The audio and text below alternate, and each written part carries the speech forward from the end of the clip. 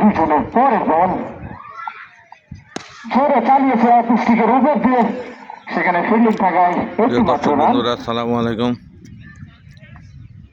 আবারও চলে আসলাম মাঠপাড়া মাঠে ক্রিকেট টুর্নামেন্ট তাণ্ডব চালিয়ে চলেছে একের পর এক 6 আর 4 মাঠ দেখতে পাচ্ছি আমরা তার হাত থেকে। কানায় কানায় পরিপূর্ণ আজকে ভাটপাড়া ক্রিকেট মাঠ।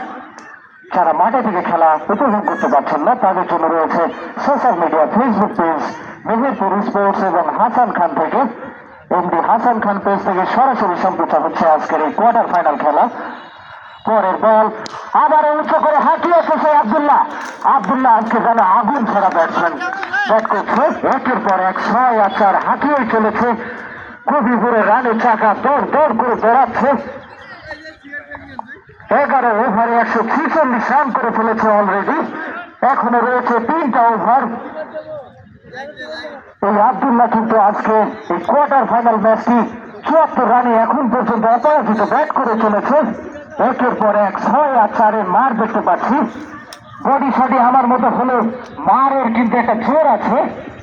যাই হোক, শুধু দর্শক মন্ডলী আপনাদের সকলকে সাদরের সম্ভাষণ। আপনারা উপভোগ করছেন SBLK ক্রিকেট টুর্নামেন্ট 2026-এর দ্বিতীয় কোয়ার্টার ফাইনাল ম্যাচ। আজকে যে দল জিতবে সরাসরি সেমিফাইনালে চলে যাবে। পরের বল উঁচু করে চালানোর চেষ্টা, কিন্তু ব্যাটে বলে তেমন একটা সম্ভব হয়নি, কিন্তু তারপরেও উইকেট কিপারে মাথার উপর দিয়ে একটু বাউন্ডারি ছিনিয়ে দিলেন এই রাজ।